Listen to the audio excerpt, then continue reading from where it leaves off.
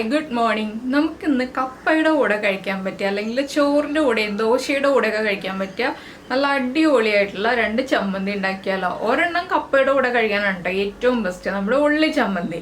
പിന്നെ നമ്മൾ ഉണ്ടാക്കാൻ പോകുന്നത് മുളക് ചമ്മന്തിയാണ്. അത് ചോറിൻ്റെ കൂടെയും ദോശയുടെ കൂടെയും ഒക്കെ അത് കഴിക്കാൻ നല്ല ടേസ്റ്റാണ്. അപ്പോൾ എങ്ങനെയാണ് നമ്മുടെ ഈ രണ്ട് ടൈപ്പ് ചമ്മന്തിയും ഉണ്ടാക്കുന്നതെന്ന് നോക്കാം. നമുക്ക് നമ്മുടെ ഇൻഗ്രീഡിയൻസ് നോക്കാം. ഞാനിപ്പോൾ 10 വറ്റൽമുളക് എടുത്ത് വെച്ചിട്ടുണ്ട്, ഒരു 25 ഉള്ളി എടുത്ത് വെച്ചിട്ടുണ്ട്. അതായത് 2 കൈപ്പിടി ഉള്ളി, ഇങ്ങനെ എടുക്കുമ്പോൾ 2 കൈപ്പിടി ഉള്ളി, പിന്നെ കുറച്ച് കറിവേപ്പില, പിന്നെ ഒരു ചെറിയ നെല്ലിക്ക വലിപ്പത്തിലും താഴെ വാളൻപുളി, അല്ലെങ്കിൽ നമുക്ക് വിനീഗർ യൂസ് ചെയ്യാം. വാളൻപുളിയാണ് കൂടുതൽ ടേസ്റ്റ്. അപ്പോൾ നമുക്ക് ആദ്യം ഒരു ചട്ടി ചൂടാക്കിയിട്ട് ഈ വറ്റൽമുളകും ഉള്ളിയൊക്കെ ഒന്ന് വഴറ്റിയെടുക്കണം. ഇപ്പോൾ നമ്മളൊരു ചീനച്ചട്ടി വെച്ചിട്ടുണ്ട്. ചട്ടി ഒന്ന് ചൂടായി വരുമ്പോൾ നമുക്ക് കുറച്ച് വെളിച്ചെണ്ണ ചേർക്കാം.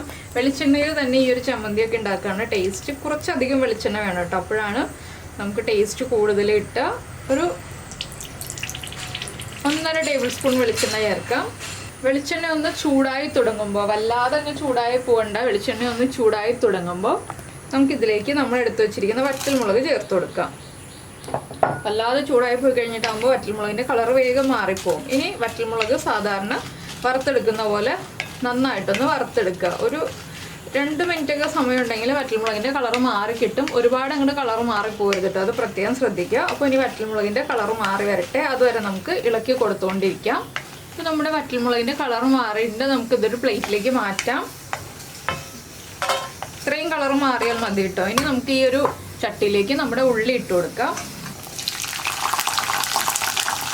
ഉള്ളി ഇട്ട് കൊടുത്തിട്ട് ഉള്ളി നന്നായിട്ട് കുക്കായി വരുന്നത് വരെ ഇളക്കി കൊടുക്കുക.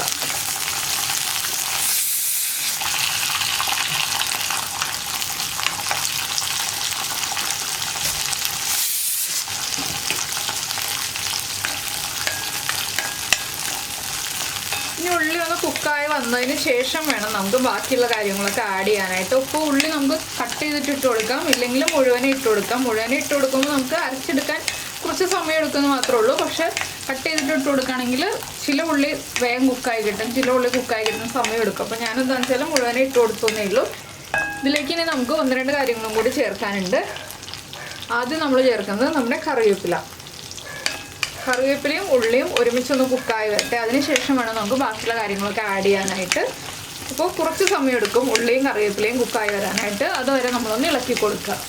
അപ്പോൾ നമ്മുടെ ഉള്ളിയും കറിവേപ്പിലയൊക്കെ കുക്കായിട്ടുണ്ട്. ഇതിലേക്ക് നമുക്ക് പുളിയും കൂടി ചേർത്ത് കൊടുക്കാം.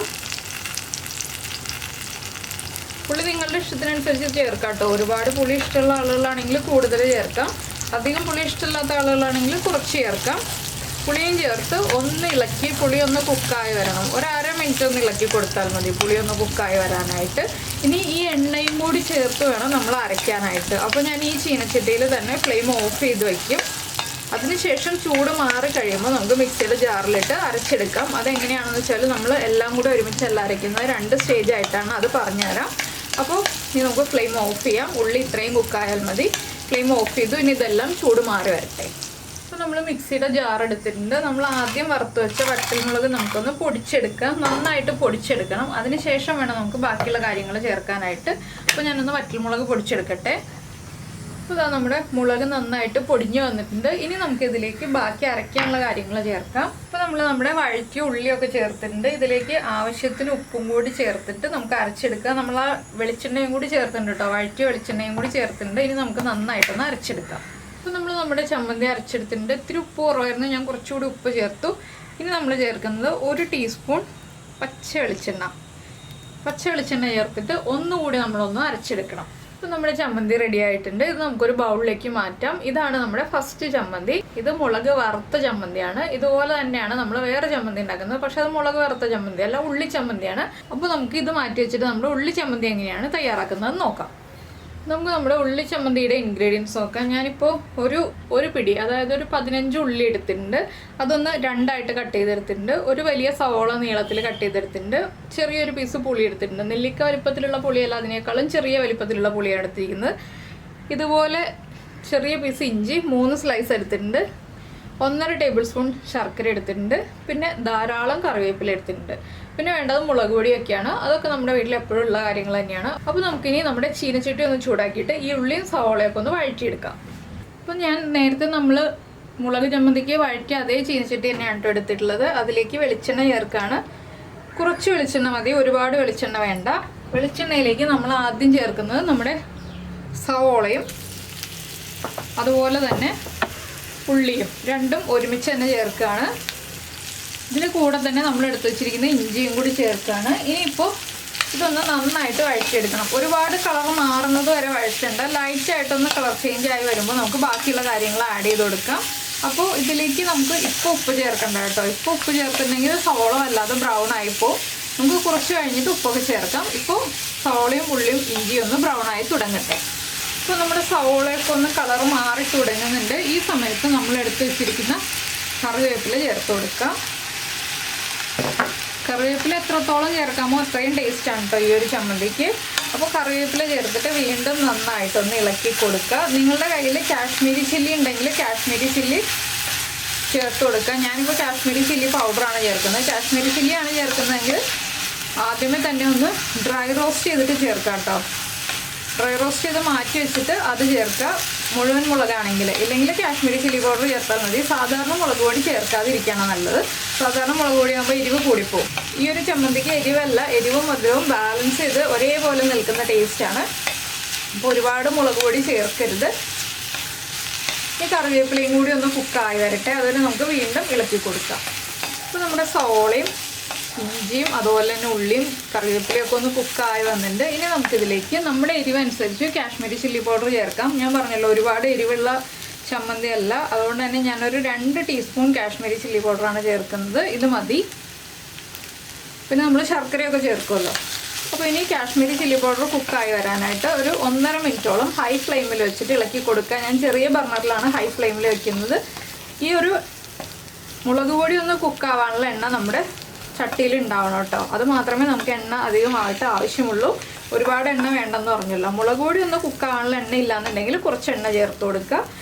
അപ്പോൾ നമുക്കിനി ഇതിലേക്ക് പുളിയും കൂടി ചേർത്ത് കൊടുക്കണം. നമ്മൾ എടുത്തു വെച്ചിരിക്കുന്ന ആ ചെറിയ അളവിലുള്ള പുളി. നിങ്ങൾക്ക് പുളി കൂടുതൽ ഇഷ്ടമാണെങ്കിൽ കൂടുതൽ ചേർത്തോളൂ. എനിക്ക് പുളി ഒരുപാട് ഇഷ്ടമില്ലാത്തതുകൊണ്ടാണ് ഞാൻ ചെറിയ അളവിൽ പുളി ചേർക്കുന്നത്. ഇനി മുളക് പൊടി ഒന്ന് കുക്കായി വരട്ടെ. അപ്പോൾ നമ്മുടെ മുളക് പൊടിയൊക്കെ കുക്കായി വന്നിട്ടുണ്ട്. ഇനി നമുക്കിത് ചൂട് മാറാനായിട്ട് വേറെ പ്ലേറ്റിലേക്ക് മാറ്റി വയ്ക്കാം. അതിനുശേഷം നമ്മൾ അരയ്ക്കാൻ സമയത്താണ് ബാക്കിയുള്ള കാര്യങ്ങളൊക്കെ ചേർക്കുക.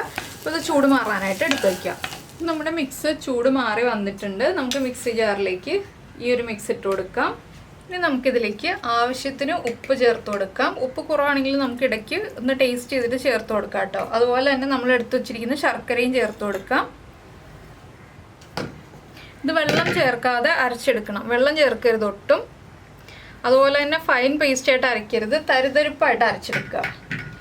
നമുക്കൊന്ന് അരച്ചെടുത്തിട്ട് വരാം. അപ്പോൾ ഇതാ നമ്മുടെ ചമ്മന്തി അരച്ചെടുത്തിട്ടുണ്ട് കണ്ടോ.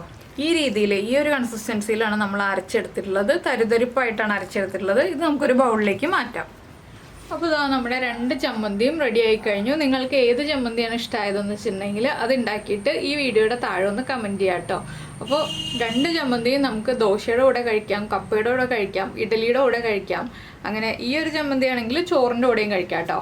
ഞാനിന്നിപ്പോൾ കപ്പയുടെ കൂടെ കഴിക്കാനാണ് ചമ്മന്തി ഉണ്ടാക്കിയിരിക്കുന്നത്. അപ്പോൾ നിങ്ങൾ കപ്പ ഉണ്ടാക്കിയിട്ട് നിങ്ങൾ ഈ രീതിയിലാണോ കപ്പ ഉണ്ടാക്കുന്നതെന്ന് എനിക്കറിയില്ല. ഞാനിന്നിപ്പോൾ എളുപ്പത്തിന് ഈ രീതിയിൽ കപ്പ ഉണ്ടാക്കുന്നേ ഉള്ളൂ. കപ്പ ഉടച്ചുണ്ടാക്കാറുണ്ട്, കപ്പ മീൻകറിയുടെ കൂടെ കഴിക്കുന്ന രീതിയിൽ ഉണ്ടാക്കാറുണ്ട്, കപ്പ ചെണ്ട പുഴുങ്ങിയ പോലെ ഉണ്ടാക്കാറുണ്ട്. അങ്ങനെ നമ്മൾ പല രീതിയിൽ കപ്പ ഉണ്ടാക്കാറുണ്ട്. നിങ്ങൾക്ക് ഏത് രീതിയിലാണോ കപ്പ ഇഷ്ടമാവുന്നതെന്നും അതും കമൻറ്റ് ചെയ്യുക. ചമ്മന്തി ഏതാണോ ഇഷ്ടമായതെന്നും കമൻറ്റ് ചെയ്യുക. അതുപോലെ ഇഷ്ടമായിട്ടുണ്ടെങ്കിൽ ഒന്ന് ലൈക്ക് ചെയ്യാനും മറന്നു പോകരുത്. നമുക്ക് നമ്മുടെ അടുത്ത റെസിപ്പിയുമായിട്ട് അടുത്ത ദിവസം വീണ്ടും കാണാം.